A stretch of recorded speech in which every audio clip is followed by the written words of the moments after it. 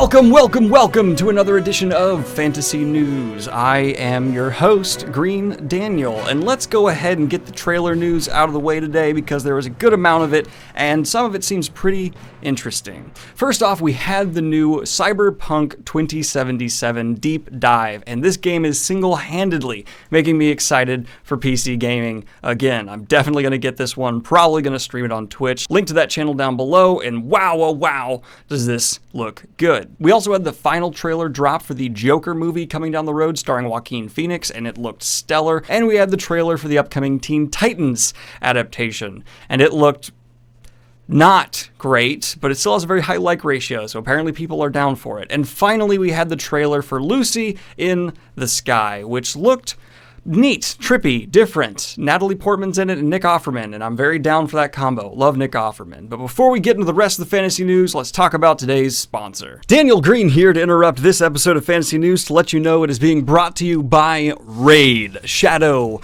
Legends. Yes, I am actually still actively playing this phone game. It's very addictive, and this is the second time they've sponsored the channel here, which officially makes them a friend of the channel, and I appreciate that immensely. But if you have not heard already, Raid Shadow Legends is an incredibly highly reviewed action RPG game for mobile devices. Pretty much any mobile device you have, it'll run it. You don't have to take my word for it. It has 300,000 reviews on the App Store, and it sits well over 4 stars. They actually have huge plans for updates in the game over the next 6 months, so there's infinite content for you to enjoy and no time to get bored. We have new fractions, a tag team arena feature, and even a new clan boss for you and your friends to take on. I'm personally still very much so enjoying the fully voiced campaign and storyline. I appreciate the level of effort put in with these magnificent looking champions. You can even form clans with your friends and go on raids. I'm still debating whether or not I should put my username out there for everyone to add me.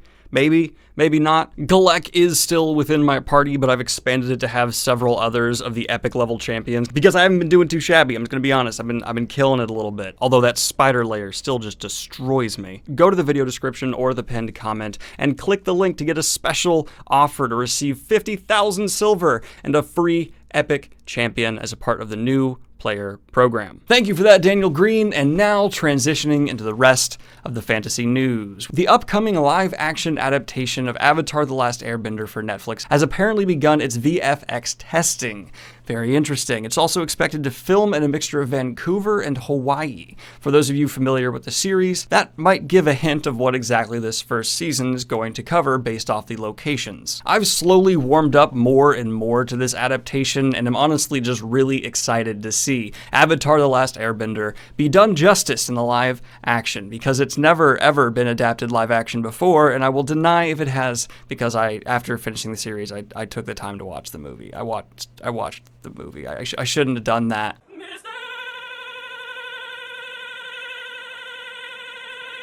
And now transitioning out of Avatar news, we have the recent Witcher rumors, which have been rather complicated. 3 separate stories were sent to me regarding the upcoming Witcher Netflix show adaptation release date, everything from saying late October to early November. And after going through everything, what I can honestly tell you is it's unconfirmed. There has been people saying it will either be late this year or early next year, but that's a duh. And the most specific we've gotten from someone actually involved is early November, late October, but even again, that's pretty vague, and this was not definitive by any means. I will keep you posted if anything more definitive does come out in the near future, but for now, let's transition into the other bit of Witcher news / Cyberpunk 2077 more news. And that's actually really cool news that the studio that made Witcher 1, 2, and 3 and the Cyberpunk games after the lawsuit has been settled reportedly will be making more Witcher games in the future, as well as more Cyberpunk games in the future. I've covered the Witcher lawsuit repeatedly here in its heatedness and then like sweeping this under the rug, and I'm just excited to see more quality content being made from arguably one of the best video game studios of all time. So hyped for this, down for it 100%, and, you know, after the highs and lows of the Witcher franchise drama, this is just the best result that honestly could have happened. More quality content for the fans, more good things for an honest, hardworking game studio that does not overcharge for downloadable content and things like that. It's great. Great all around, very happy. And transitioning into the only bit of Star Wars news today, the Obi-Wan TV show's timeline has been confirmed. It will be taking place 8 years after Revenge of the Sith, which places it pretty much exactly where the fans have been wanting it and puts Ewan McGregor at the proper age to take on the role of Obi-Wan Kenobi living in Tatooine looking over the young Luke Skywalker. There's quite a bit of speculation whether or not it'll tie into the upcoming Darth Maul TV series as well. Obviously, they have not explicitly said yes or no one way or the other, but it'll be interesting to say the least, and I'm sure these two shows alone will be driving tens of thousands, if not more, subscribers to the upcoming Disney Plus streaming service, which after looking over a lot of things, okay, real quick aside, I recorded an entire Streaming Wars Era 2, and then a bunch of things happened that made a lot of my predictions completely wrong or 100% accurate, but they were confirmed, so it was weird that I presented them as like speculation, so I had to completely reshoot it. It would have been out earlier, but now it had to be completely redone. Sorry about that. I do plan on releasing it within the week. But let's go ahead and speed through some more adaptation news real quick. Woody Harrelson has been confirmed to return for Venom 2, and he will be taking on the role of Carnage. Obviously, he's the character who becomes Carnage. Carnage will be introduced for Venom 2. The only question left is with Spider-Man being reverted back to Sony for the foreseeable future. I still believe that deal will go back through with Disney within the next couple of years. No problem. But could possibly Tom Holland's Spider-Man be introduced to the Venom world? And could we see a Tom Hardy Venom go up against a Tom Holland Spider-Man? That's yet to be seen, although it would be tricky to do to say the least. And if Sony did pull off a movie with Tom Holland's Spider-Man within a Venom movie, would that then tie in Venom and Carnage to the wider MCU if the deal was brought back and Spider-Man was pulled back in? I don't know.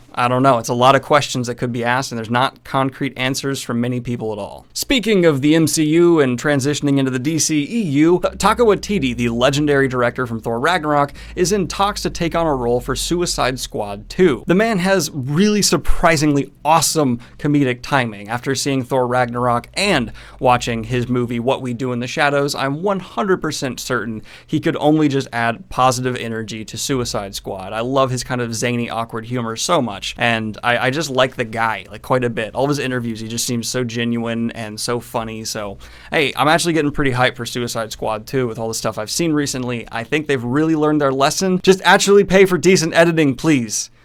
Please. And in adaptation news that legitimately got me excited after playing some of the games, there's an upcoming Metro2033 movie in the work. Awesome. And the sub-headline from this article, and what I think is really worth paying attention to, is the Russian investors have promised an unprecedented level of investment for this adaptation. So cool. I love that, hearing people really want to throw in money, because this is a video game and book series that, if adapted right to a movie, could be something, and I mean this from the bottom of my heart, truly epic. I've kind of read some of the books, but I've played the games as well, and just the atmosphere and setting and tone are so different, so awesome. Really want to see this done right. So this is one of the adaptations coming down the road where I have my fingers crossed, because it's beautiful. And in sci-fi video game news, Homeworld 3 has been announced. Wow, it's been a long time. That's just legitimately impressive. I did no idea I would live long enough to see Homeworld 3 announced, but talk about flashback.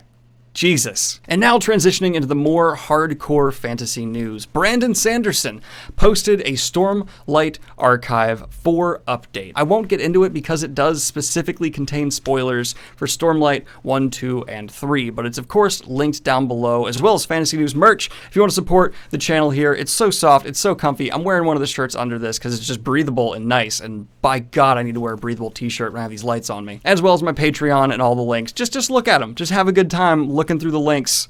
Whatever strikes your interest, click on it. click whatever strikes your fancy. And to my fellow Neil Gaiman fans, I really do love the guy's work. An illustrated edition of The Ocean at the End of the Lane will be released. I actually haven't read this Neil Gaiman book. Let me know in the comments down below if this is one you highly recommend, because I do really want to put more Neil Gaiman on my TBR, because the guy is a fantasy and just writing master. And then the final bit of fantasy news we're going to cover here today, and something that I find very interesting. N.K. Jemisin has released a preview of her upcoming book, The City We Become. The basic premise being that New York City itself has gained sentience and is able to somehow act in its own. That's really different and cool, and N.K. Jemisin, if you're not aware, is one of the most critically well-received debut fantasy authors of the last 5 to 10 years, and her work is truly remarkable. So this one, absolutely immediately on my TBR. I'm pumped for this, and if you want to read the article, which I found very interesting, what have I said? If you don't know where it is at this point, I don't think I need to say it again. It's down there. Everything is down. It's down there, guys. Anyway, guys, like and subscribe if you have not already. Hit the Patreon if you want to support what I do here. And let me know what news I missed in the pinned comment down below. Have a good one, y'all. Peace. And of course, I want to record a special shout out to my latest high tier Patreon, Right. Thank you so much, Colin. I appreciate you. And you're about to see your name scroll by in like a couple of seconds. Very exciting. You know what? I'll stick around until we see it. We can just hang out for a second. And it should be coming by, I think, like within the next 5 seconds. Pretty sure. Although this Patreon list keeps growing, and I might need to come up with a new way to display the Patreons. I think I might start... Oh, there it is. There it is. Where we go. We got your name. Boom. Right there. 100%. That's awesome.